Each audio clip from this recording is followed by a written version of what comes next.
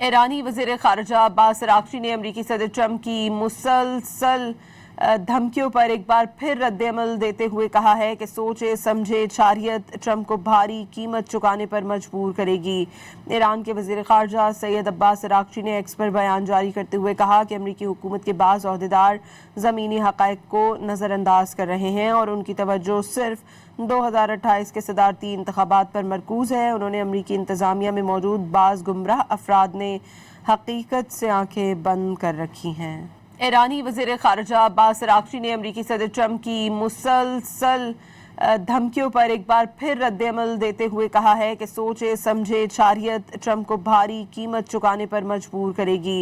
Iran के वज़ीर ख़ारिजा Syed Abbas Araghchi ने एक्स पर बयान जारी करते हुए कहा कि अमरीकी हुकूमत के बाज़ ओहदेदार ज़मीनी हक़ाइक़ को नज़रअंदाज कर रहे हैं और उनकी तवज्जो सिर्फ 2028 के सदारती इंतख़ाबात पर मरकूज़ है। उन्होंने अमरीकी इंतज़ामिया में मौजूद बाज़ गुमराह अफराद ने हकीकत से आंखें बंद कर रखी हैं।